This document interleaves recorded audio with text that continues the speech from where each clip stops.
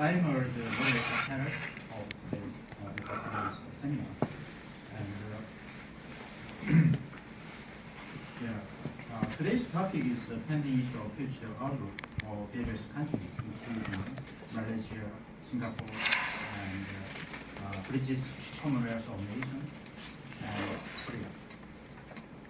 The reason why we just have chosen this topic currently as a dramatic change of the arbitration regime in Korea. As mentioned, as president of KAA, Mr. Lee mentioned before, at the end of this month, the new act, which is called the Act on the Promotion of the Arbitration Industry in Korea, will be effective. And also, the government, supervising government agencies have been changed from the Ministry of Trade, Industry and Energy to the Ministry of Justice. And also last year, there are a lot of substantial amendments of the Arbitration Act. And now this is very important timing to promotion of the industry, arbitration industries. Because originally, arbitration, the ADR was not regarded as industry. But as you may be aware, at the title of the new act, which is specified arbitration industry, and that is very important governmental definitions of the arbitration field as industry, service industry. And just facing this kind of dramatic change of the legal regimes and the regulatory schemes, and we would like to have some chance to get other countries' legal regimes and the actual performance of the arbitration institution. The reason why we chose three countries, is the first of all, as you may be aware, Singapore is the famous venues for the arbitration and the competitiveness. But recently, emerging the seat for the international arbitration is located in Malaysia, and therefore we should have to look at their performance, and such kind will be the benchmarking for us. Also, our government is to try to promote arbitration industries to become, how can I say, the hub of the Asia ADR and also global ADR as well. And also, there are in the Asia and the Pacific regimes, two countries, Australia and also New Zealand, which belongs to the British Commonwealth of Nations, and we would like to look at the two countries, and therefore we should look at the British laws and practice in the area of the arbitration. And finally, I'm a moderator, but also normally the moderator cannot be speaker, but we can comment about the current issues and the outlook, future outlooks of the arbitration industry in Korea. And in that regard, I would like to introduce four speakers, including me. The first speakers will be just the right side. Me is attorney John. He got the PhD degree from Oxford University, and he just practicing laws in Korea. His specialty is in international arbitration and any other field. And just immediately next to the attorney An is Professor An. He got the PhD degree from the Sung Youl University, and he spent around 15 years at the Korean Commercial Arbitrators Forum, and lastly, he joined Daejeon University as a faculty, and he's one of the leading researchers here. And just like the left side, and Daejeon Kim is American attorney who spent several years. He got the MBA degree at Kaiser and JD degree from SUNY in Nepal. And he spent several years at the Korean arbitration institution. This is called IPAC. And I hope the very valuable time for the panelists and audience as well. And that's because of the time constraint. Each speaker will have around 10 or 15 minutes, and respectively. And after that, we'll have a Q&A session from the panelists and the audience as well. And now, just this time, would you, Mr. Attorney John, would you be kind enough to address your own speech about the agenda? Please give a well welcome to Attorney John.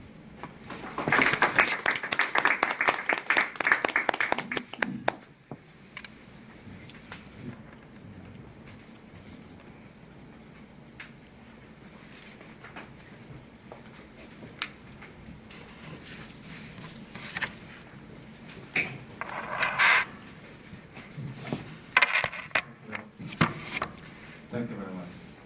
It is my great privilege and pleasure to make a presentation today for distinguished arbitrators in the Asia-Pacific Arbitration Forum of the Korean Arbitration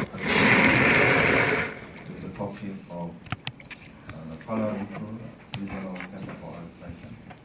Last November, I took part in the exchange program between the Korean Bar Association and the Malaysian Bar Council, and stayed in Kuala Lumpur for 2 weeks doing an internship at one of the famous arbitration Malaysian law firm, which is famous for its arbitration practice, Sean Delamo and Co. At that time, I had opportunity to visit several law firms in Malaysia, and Kotra office in Kuala Lumpur, and Kuala Lumpur Regional Center for Arbitration and Malaysian Court, and Malaysian Ministry of Justice. I also had a great opportunity to be listed as an arbitrator in the Kuala Lumpur Regional Center for Arbitration. But it is also an English common law jurisdiction. 60% of population of Malaysia are Malay ethnics. About 23% of population are Chinese. British colony from 1786 to 1957. And Malaysia is still nowadays a member of the Commonwealth of Nations. So English case law before English court judgments made before 1957 still nowadays have binding effect in Malaysia. And English court case made after 1957 only have persuasive value in Malaysia. And when Malaysia enacted legislation, they refer to English law and also Australian law and Hong Kong law, Singapore law. Prior to the independence from the British colony in 1957, most of the laws of England were imported, either made into local legislation or simply applied as case law. Still in Malaysia, when you go to the court and attend court hearing, in most of the cases, court proceedings are conducted in English as well. And in some cases, court hearings are conducted in Malay language. So the Malaysian lawyers are very well practiced to advocate in English language. And also a very interesting point is that in Malaysia, because it is a Muslim country, they also use Islamic law, which is referred to Sharia law.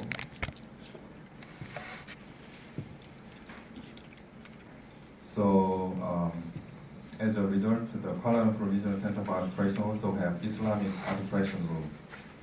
I will explain it later. Malaysia is actually the second richest country among Asian member states, next to Singapore. The GDP per capita of Malaysia is about 10,000 US dollars. And nowadays, the Malaysian government is trying to make Malaysia as a center of international arbitration. Malaysian government has a kind of competitive relationship with Singapore because Singapore was previously a part of Malaysia until Singapore was ejected from Malaysia in 1965. Nowadays, China also try to invest in Malaysia as a part of the One Belt, One Road initiative.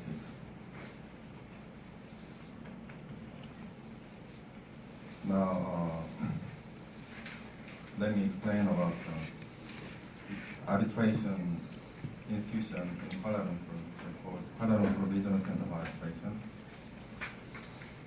Kuala Lumpur Regional Center for Arbitration was established in 1978 under the auspices of the Asian African Legal Consultative Organization. It's kind of international organization between Asian countries and African countries.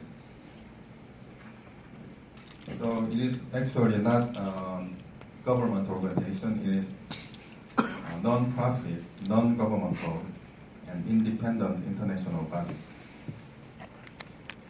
And also, it was the first center in the world to adopt the in situ rules for arbitration as revised in 2010.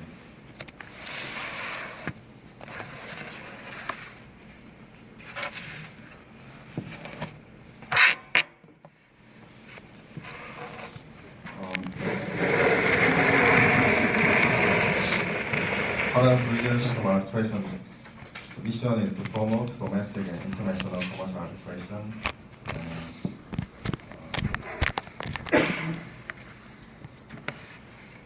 The center's organization structure is that it is led by a director. The current director is called Dr. Sundra, and there is also advisory board. The member of the advisory boards are distinct leading counsels in famous Malaysian law firms, and also the former judges and former officers of the Ministry of Justice. These are the advisory board members of KARCA.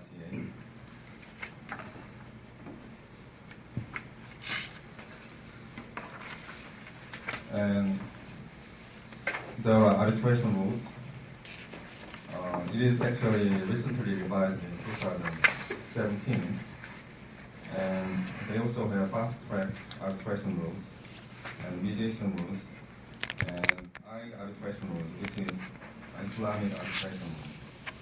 And these rules are translated into 8 languages: English, and also in Korean. So it shows that the Kuala Lumpur Regional Center for Arbitration has a lot interest in Korea as well. So these rules are not translated in Japanese, but it is translated in Korean.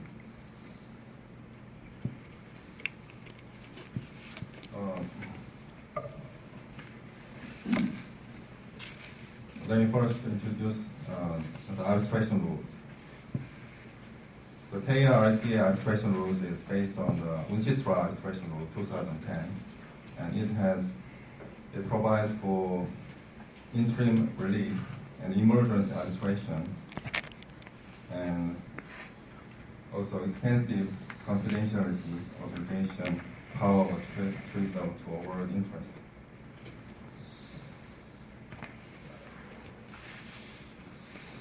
This is the model arbitration clause. And this rule is revised this year, 2017. This revised rule provides for model arbitration clause as well as model submission agreement. Model arbitration clause is stipulated in the parties' contract before a dispute arises. Submission agreements means that after the dispute arises, the parties may make the submission agreement and then submit the case to the arbitration institution. So the KRCA arbitration rule also provides for the model submission agreement and commencement arbitration and joinder of parties. And it also provides for director's power to consolidate two or more cases into one case if the cases are relevant.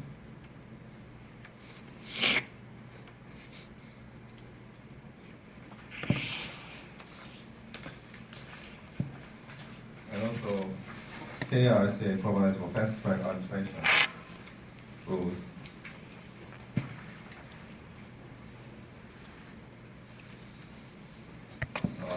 The rule provides the arbitration with a substantive oral hearing must be completed within a maximum period of 160 days. It's about 5 months and 10 days. And tried before a sole arbitrator, unless parties prefer a larger panel. If the fast-track arbitration is conducted only document-based, then the maximum time limit is 90 days, which is 3 months. Majority of disputes arising out of construction, commodity, insurance, maritime, energy, and commercial disputes can be resolved under the fast-track arbitration rules. The parties may choose to do the arbitration with the fast-track arbitration rules.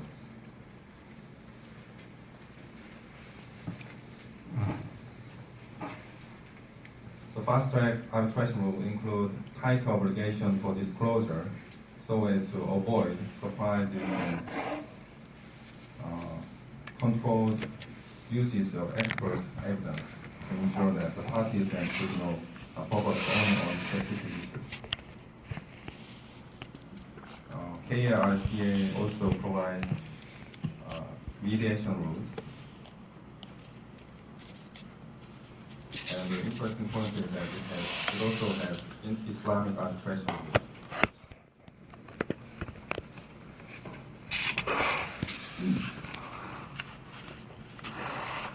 Because Malaysia is a Muslim country and the state religion of Malaysia is Islamic.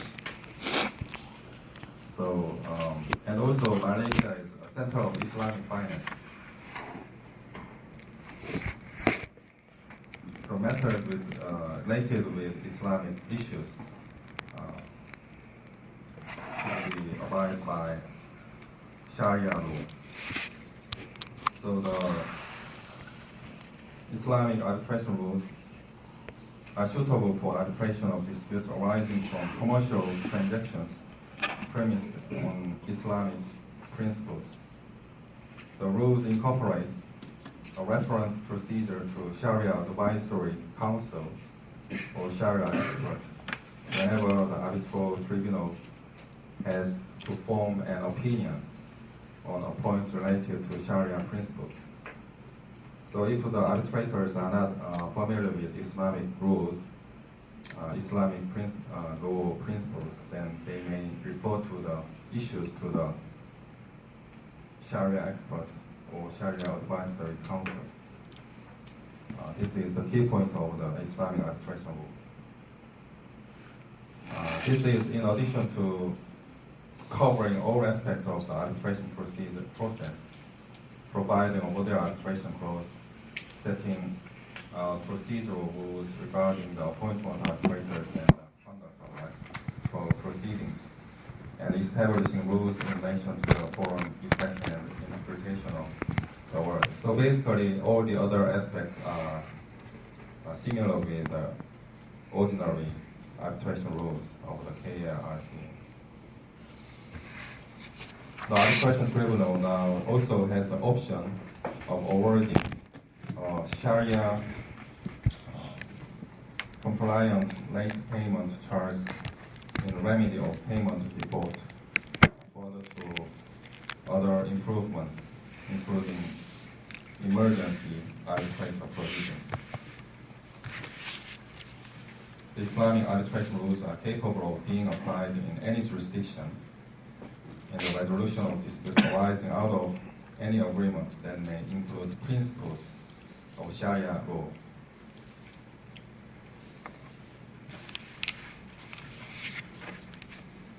And it is also quite impressive aspect of KARCA. Recently adopted the Construction Industry Payment and Adjudication Act. It is not actually arbitration.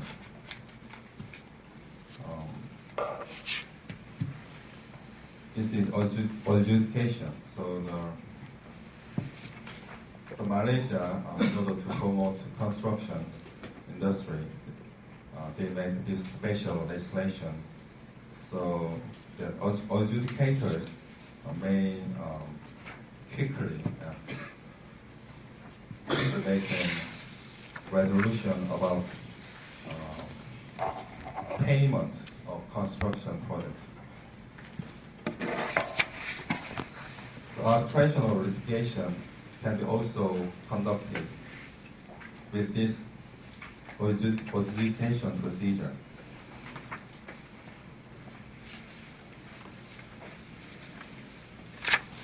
So adjudication is a means of dispute resolution that allows parties to have their disputes against another party determined based on an assessment of the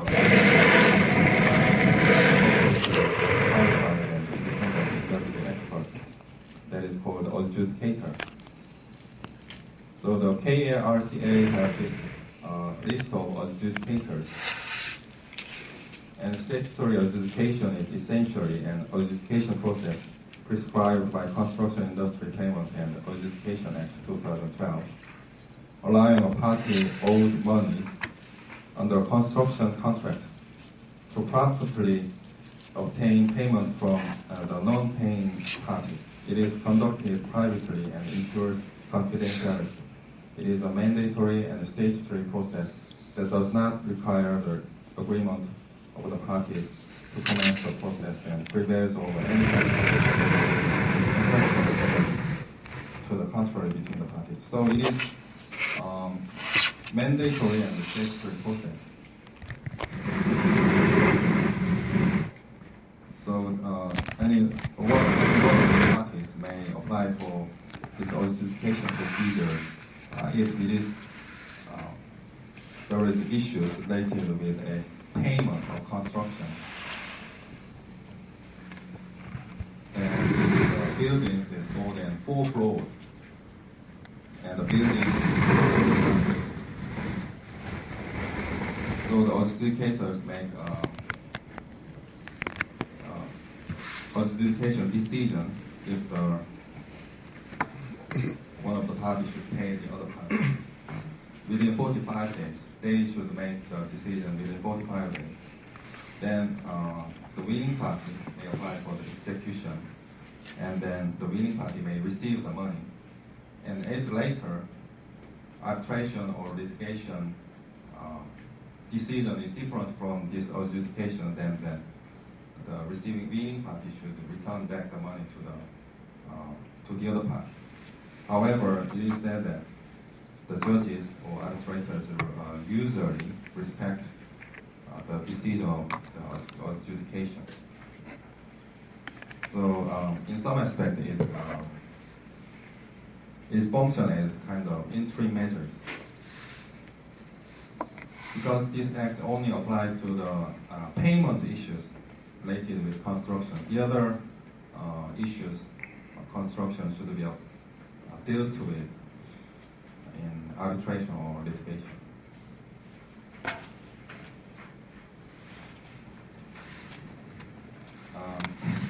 Lastly, these are the advantages of KARCA. So I think the most important aspect is that it is quite cheap, relatively compared with LCI or ICC or SIAC. This table shows clearly that the expenses, the cost of arbitration in KARCA is quite cheap. And also the KARCA, the arbitrators listed in the KARCA are almost the same as in the SI. Because it was next to the Malaysia. So with the same arbitrators, because of the administrative cost, KARCA is cheaper because the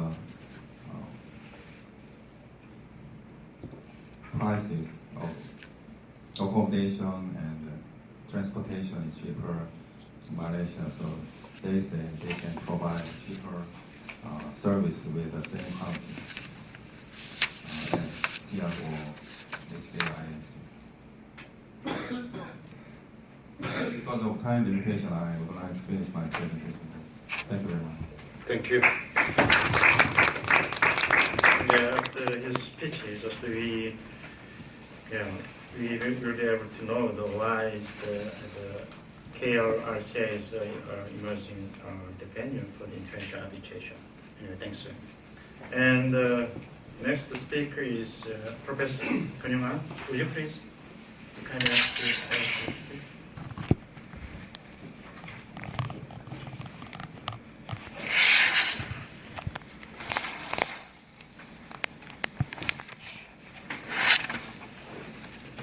Good morning, everyone. First of all, I'd like to thank the chairman of Korean Arbitrators Association, KAA, and the president of Asia-Pacific Arbitrators Forum, Mr. Kim. And I also would like to sincerely express my sincere gratitude to Ms. Seok Lee.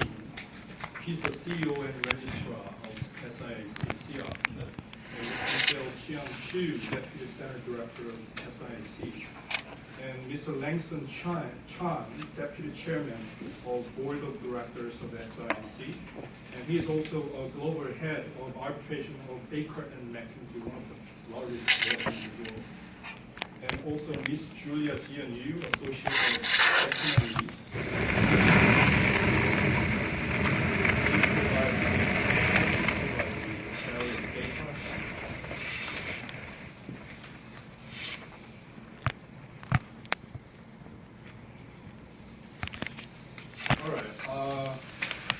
Probably I'm the only one who is not a lawyer. I'm based on business and international trade practice. So I will show you a very different perspective in arbitration industry.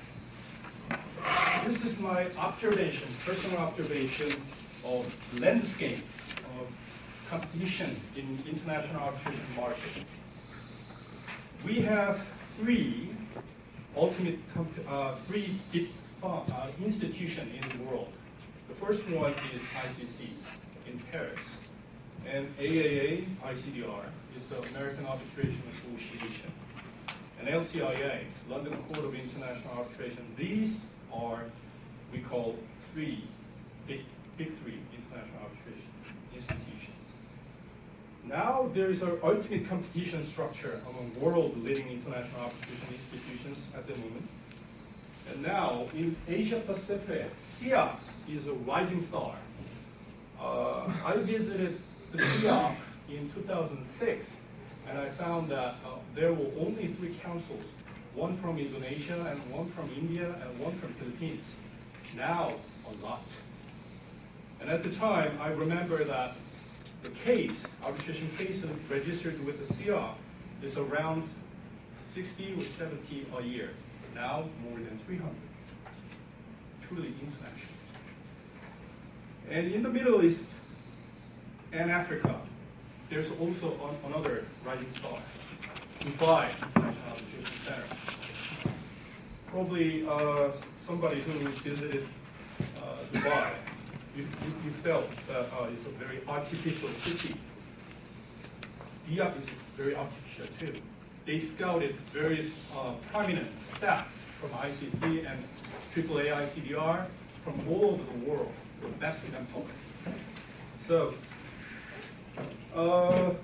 now, including KCAB, other local institutions, they are desperately chasing to catch up the new rising star regional institutions like CTEP in China, and JCAA in Japan, and HKIAC Hong Kong, and KLRCA Kuala Lumpur, and CRCICA Krishna is a Cairo regional center. I also spent 1 year for overseas research program in Kurska and 10 months in ICC Paris. And in the meantime, there's a continuing monopoly system of certain institutions in special fields, especially in maritime field. LMA, London Maritime Arbitrators Association, is dominant. Even ICC cannot catch up because of long history of predominance of law and practice in London. And WIPO, intellectual property, and ICSID, investor, state investor dispute resolution. This is the landscape of international competition, of international arbitration institutions. Okay, Singapore arbitration regime. They have 2 types of law, national law and domestic law. SIAC, it was established in 1991. So they don't have long history comparing with the KCAB. KCAB has more than 50 years history. And SIAC has also 3 overseas offices, including Mumbai office in India. They thought India would be the leading market in the near future. And so office, but no step, because we will come by and just visit from Singapore because it's not that long. In Shanghai office, they saw the importance of Chinese market.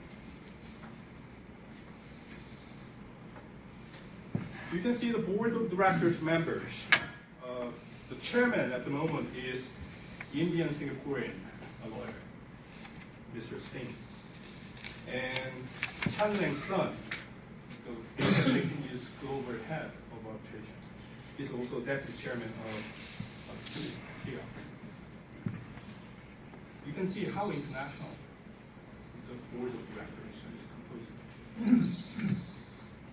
Court of Arbitration is led by so famous arbitrators, practitioners, and professors. Gary Boyd. He's one of the most famous arbitration leaders. And these are secretary of SIAC. Im Seok Hui, she's a Singaporean lawyer. She's a CEO and registrar. registrar is a sort of like a secretary general of the ICC or other institutions. And Kevin Nash from Canada, and from Eastern Europe, from Western Europe, and the United States, and Southeastern Asia, so international. You can see the number of cases handled by SIC. Oh, in 2006, 90, not 60 or 70, 90. But now, more than 300, 343. Most cases are international.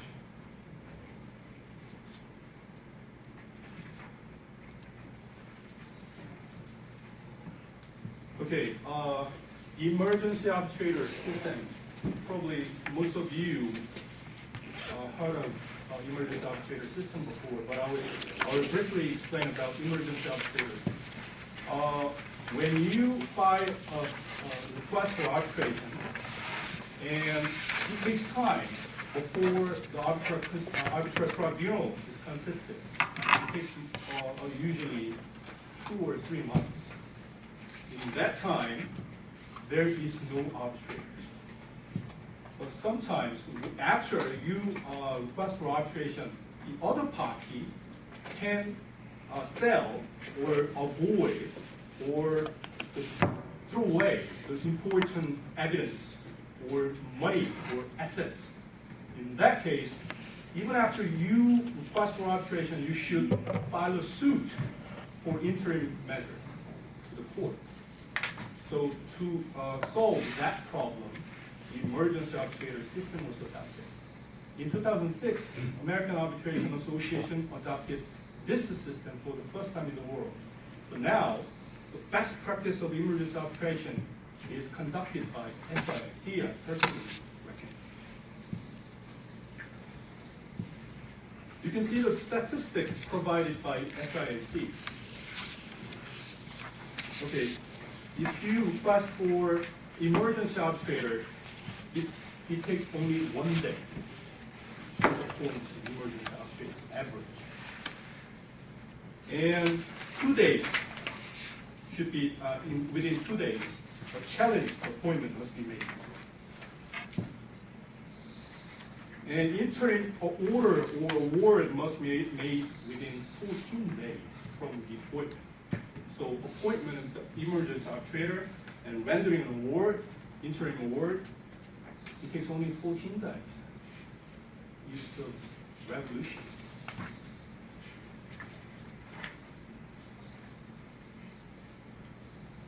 Due to time constraints, I will focus on conclusions. If a specific arbitration institution wants to be developed, I think 2 strategies are necessary. First one is hardware strategy, and second one is software strategy. So in case of hardware strategy, I think 6 factors, ingredients, are very important to make a brand and great. First one is arbitrators and practitioners. And capital is also important. And global network. You can see the ICC. They have more than 100 national committees, including Korea Chamber of Commerce and Industry, 미국상업회의소. All kinds of Chamber of Commerce are a network of ICC. And staff. As you can see, the internationality of staff in the SIC is so international, and they are so devoted. And geographical location, in case of Singapore, in the middle between the European continent and Asia. Software strategy, law, of course. Arbitration law is very important. And politically, if we would be united with North Korea, I'm sure that arbitration industry will be developed too. And education environment, this is very important too. And arbitration rules, of course, International Convention, Washington Convention, New York Convention, all kinds of conventions should be respected. And court support, this is one of the most important factors for software strategy. From this perspective, I conducted a SWOT analysis on SIOC. CR has one of the best infrastructure and facility, Maxwell chambers. And internationality, you can see the board of directors, court of arbitration, and secretariat. They are so international. But there is a weakness too. In case of Singapore, there is a very weak domestic market. That's why they focus on international market. And global network, compared with ICC. And China. And threat is competition with Big Three, ICC, AAA ICDR, LCIA is quite severe now. And rise of China, including CTEC or other arbitration institutions. So from those factors, hardware strategy and software strategy, we can see and plan how we will be able to facilitate, promote, and develop the KCAB. Now, KCAB is in the middle of a very important period that will be developed or released. So I hope this forum and other arbitration specialists and practitioners and arbitrators will collaborate together and issue or make a plan as soon as possible. Thank you very much. Thank you so much, Mr. Professor An, for your very kind and concise speech, stressing the strength of the SIAC. And another, just I would like to public notice. Attorney Gary Bourne, who is the president of CR Court of Arbitration, was invited as adjunct professor at the Yonsei University Law Schools, and he started his lecture from this month. And please, just for your reference. Next is Attorney Jae-hyung Kim. Would you please be kind enough to address your agenda?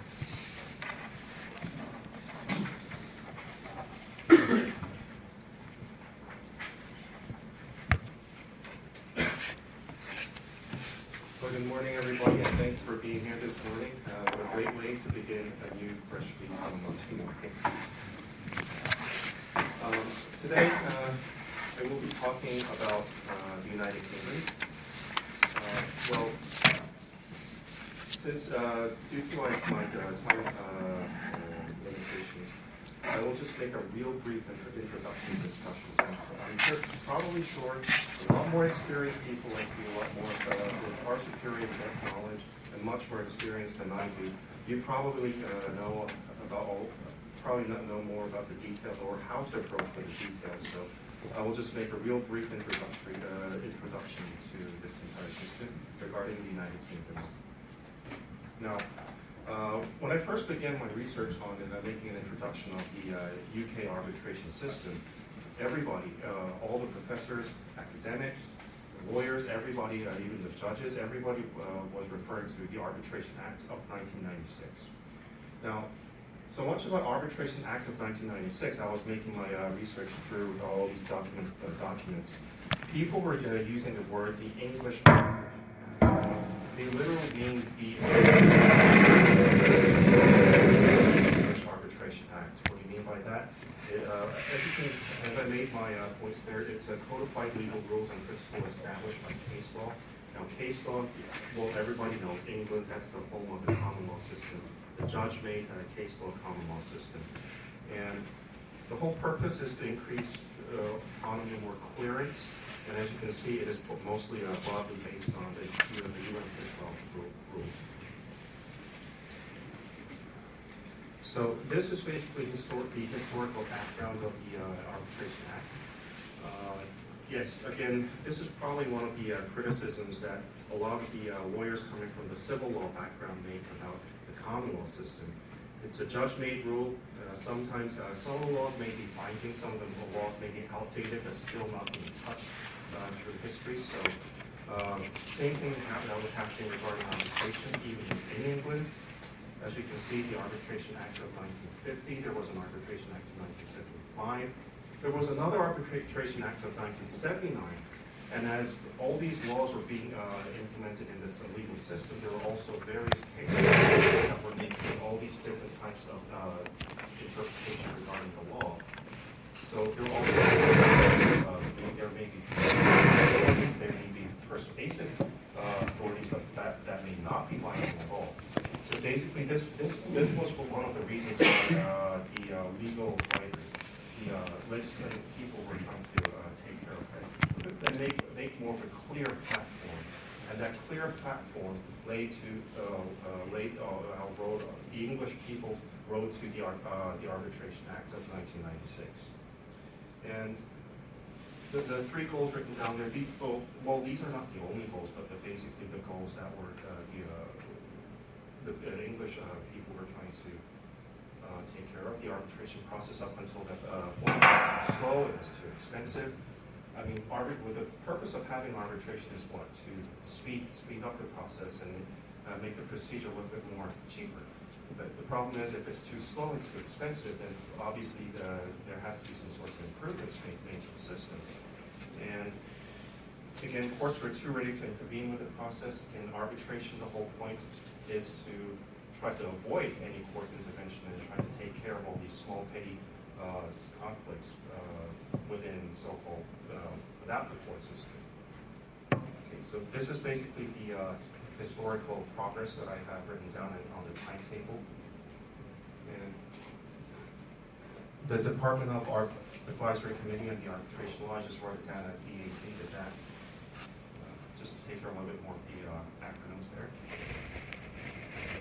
So the scope and the provision and the application, and this is, well, one of the things that really confuses even for a American legal, a person coming from the American legal background like I myself, because UK, as you can see, it's the United Kingdom. It's basically a combination of Scotland, England, Wales, and the Northern Islands. And I mean, of course, we do view the United Kingdom as one single sovereign nation. We do. But when as you can know, all the historical backgrounds, the Scottish people do not think of themselves as the English. English people do not think of themselves as the Welsh.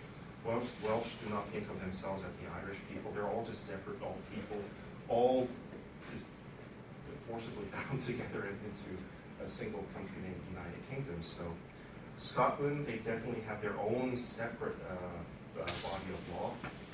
And even for this particular English arbitration law, which is applied to Scotland, not applied to Scotland, but applied to Northern Ireland and Wales and England, even within for Northern Ireland, they have their own separate civil procedure practice. So the scope and provision is a little bit more complicated than what we would actually expect in reality. So that's why I put down an extra slide for the scope and provision, because you just have to look a little bit more into the separation of these four different territories. I mean, of course, it's not a big deal, but just to remind everybody, this is UK. Okay. The general principles, again, really just simple principles that we can see here. Fairness and the party autonomy. And again, the courts trying to avoid the court system as much as possible. These are just basically the general principles that the Arbitration Act tried to implement into. And again, these are probably the simple principles that probably every lawyer or legal scholar knows. Formal requirements has to be in writing. Again, so anything. And a lot of these cases actually do involve the principles of the common law contract law principles. Agreement that is, on the third line you see there, it says agreement to arbitration not denied by the other party, and the affidavit saying. then that will constitute an agreement that there was a writing. So this is more like a common law principles of the mailbox rule. I send something, and even if you do not acknowledge your receiving or not actually acknowledge your production, if you do not deny or if you do not refuse, then it's just an automatic system that there is an agreement that we will be having arbitration. It's really that simple mailbox rule in the common law mailbox. Second, separability. Again, this is probably another one about the common law contract principles, mirror rule in it. So, even if the main agreement, the entire contracts that has been made between the two parties are actually denied and entirely in its by the court system or anything, it doesn't matter. The agreement that has to do with the arbitration clause, that will survive and actually still take effect. That would be it. And the third one, again, mandatory, non-mandatory. This is basically just a principle that has been laid out by all these various bodies of our arbitration, which Professor Han touched all over, so I will not be wasting my time on this particular slide. And now, when it comes to the court intervention, this is the part that I have, probably will talk a little bit about the common law tradition. I mean, probably similar to the civil law system as well. Written notice, submission, there's a hearing, written proceedings, taking evidence. By taking evidence, I'm sure even in the civil law system, the importance of all these legal proceedings, especially the procedural issues regarding evidentiary law, is very important. But this is particular very, but the common law system puts a very big emphasis on this particular part, because disclosure, inspections, and witness statements and cross-exams of all these procedures are taking a lot of time. And actually, when it comes to not just arbitration, but also in common court proceedings, ordinary court proceedings, this is the part that makes the court system very, very expensive. Taking evidences and all, it's probably like, in some cases, up to like 80–90% of the costs of the entire legal costs.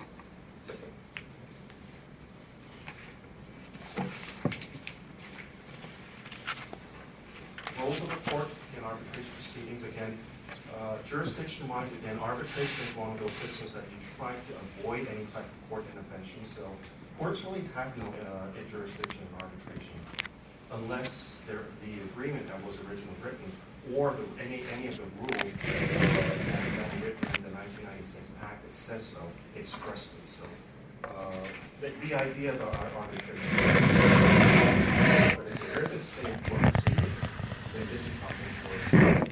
Time-barred claim still allowed by the court, and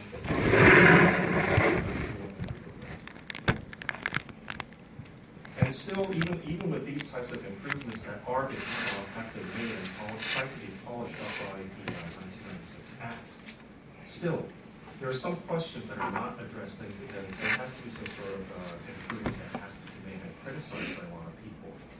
Again, multi-party issues, you never know. There could be more additional parties coming in, either as defendants, there's a third-party practice in the common law system, or there could be more plaintiffs while the discovery process takes place.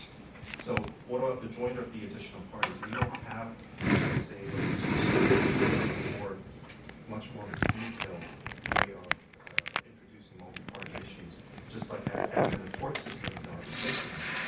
And what about the privacy and confidentiality? So, again, the DAC, the advisory committee I mentioned before, they were really taking much more of a case-by-case approach, which was exactly the opposite of what the Arbitration Act of 1996 Act was trying to abolish. So this is sort of like an irony in a certain way that we can see today. And so this is basically the idea about the UK Arbitration Act, the main meat of the arbitration idea regarding the British legal system.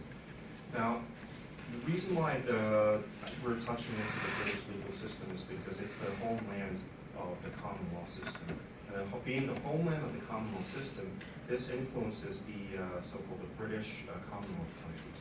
British Commonwealth countries like Australia, New Zealand, or even some jurisdictions like Hong Kong, well, which is part of China now, but they have a very strong traditional Commonwealth system as far as I know. So it is probably going to be an opportunity for the Asia-Pacific nations that do have civil law back legal system within their country to be reaching out for a new opportunity to be setting up some sort of, what I say, like a cooperative system along with these British Commonwealth nations that do have the Commonwealth system. And I believe starting through the idea of establishing an elementary cooperation with these British Commonwealth countries. Thank you. I think that we've got 10, 15 minutes. Thank you. Thank you.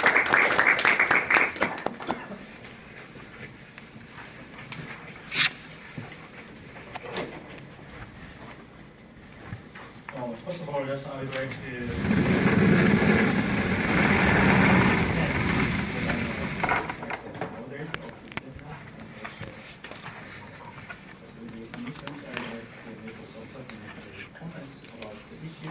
current pending issues and the future outlook of the data is a kind of wrap-up session. And because right now it's a nationwide and worldwide very big change in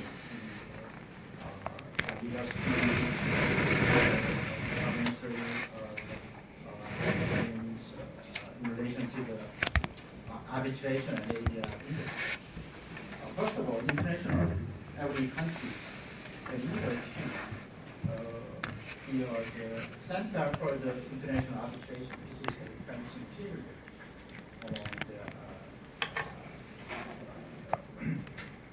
among various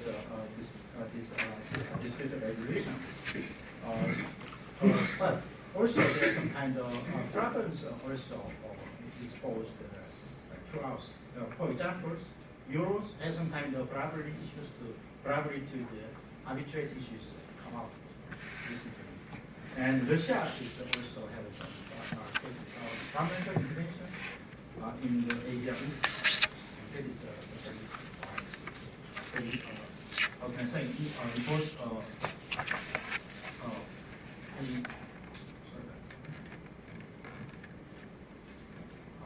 controversial issues.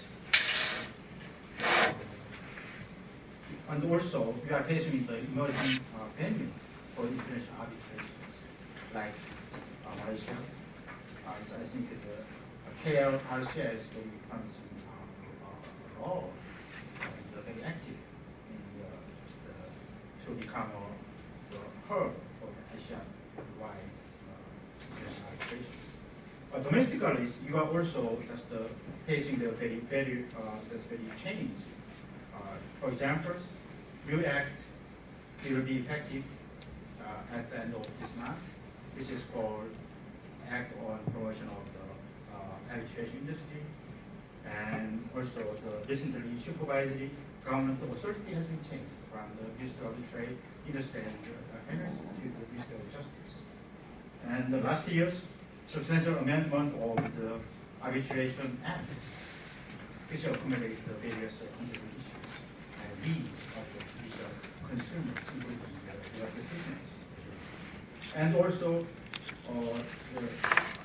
around this month and early half of this year, the Ministry of Justice publicly announced that they will establish international arbitration. In these very changed circumstances, the key issues I just illustrated like this. First of all, the function of the Korean Arbitrators Association. Second, the new approach for the ADR process. In this regard, maybe you are still to just the legal approach, but nowadays it has been changed.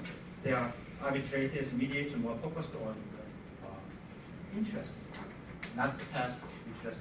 Now it's moving into the current and the future interest, which is the party who are in trouble in legal dispute are facing. They are actually to accommodate their needs of the judicial consumers in the arbitration proceedings. We should not neglect their needs, and therefore, we are more focused. We are just changing approach.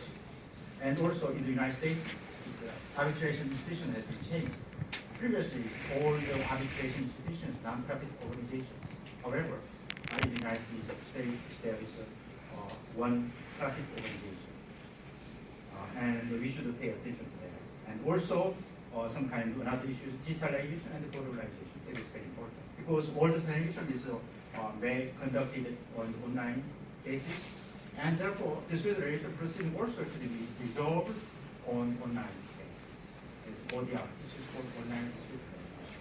That is a promising field in this area.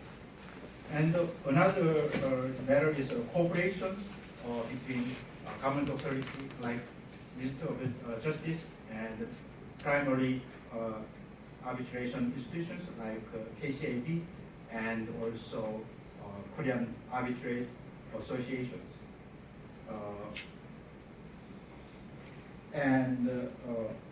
Such kind of court, just the mutual cooperation is very important. And just briefly, even if there is some time constraint, I just follow this slide materials. And just background already I mentioned international wide and national wide. And therefore, that is very important timing for the purpose of the promotion of the ADR arbitration and ADR industry. And also, some kind of integration between arbitration institutions is important. Normally, it's like arbitration institutions cover two tracks, arbitration mediations. Sometimes because they pay us and mediation process, and also maybe will be just transferred to arbitration. And also, even if they are succeeding in the mediation process, also it will be converted in the arbitration because the agreed outcome is incorporated in the arbitral award that has the enforcement globally. Important matters, and therefore, in Korea, so it is the true track and integration of the arbitration mediation is very important matters.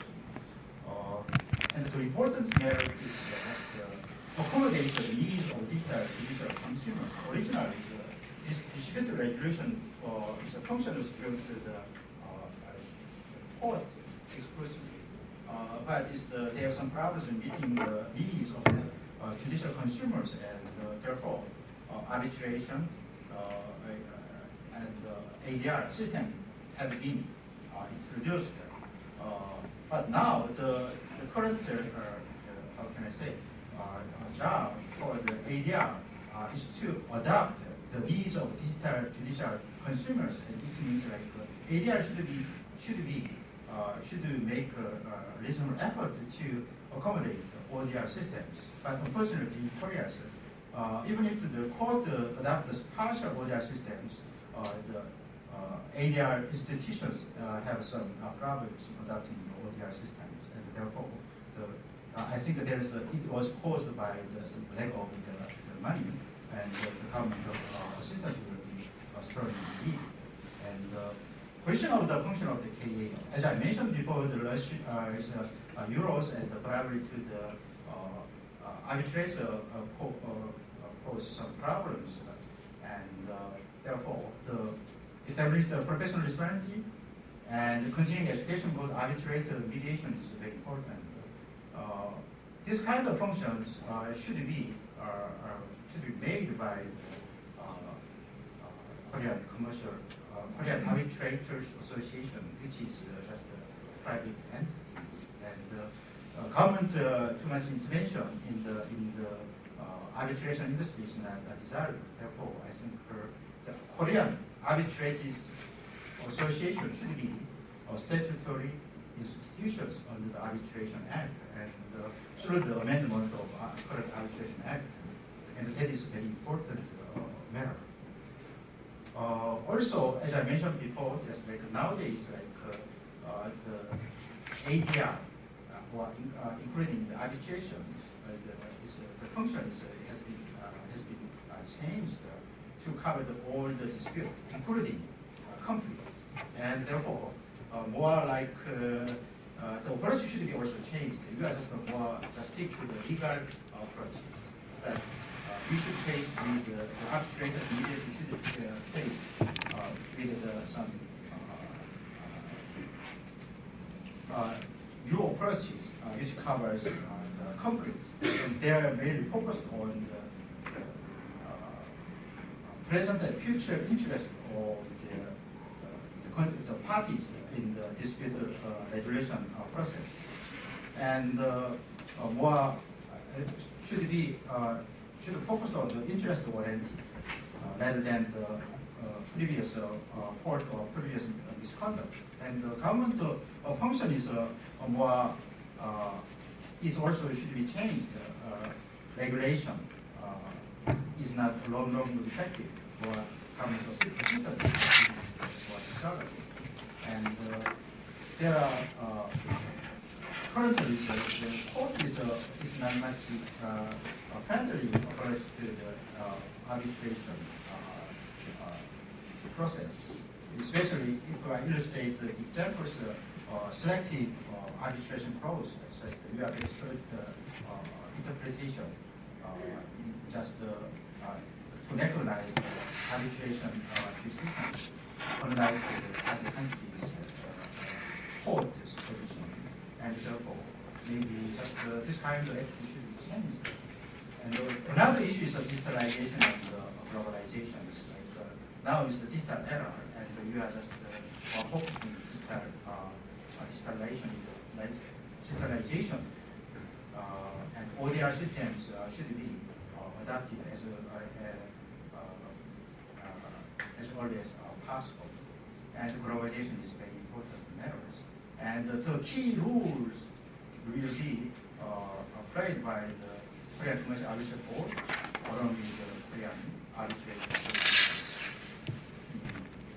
And the most important thing is the very cross cooperation and working good relationship among Minister of Justice and court and Korean Commercial Arbitration Board and the Korean Arbitration Association is very important. And through the mutual cooperation and good working relationship with that, and I think then we have established a good global standard model for ADR and possibly ODR system, because we are very strong in the IT areas. And I think I hope the Korean Commercial Arbitration also Arbitrators Forum will have a contribution to this practical outcome.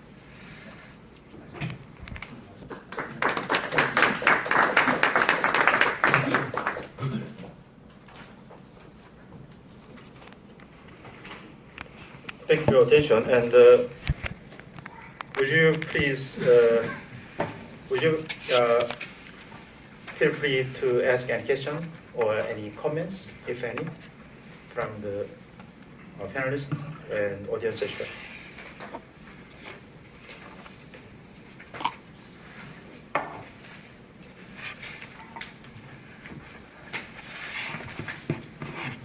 Because of time constraint, do you have any questions? If not, just conclude our seminar. Thank you very much.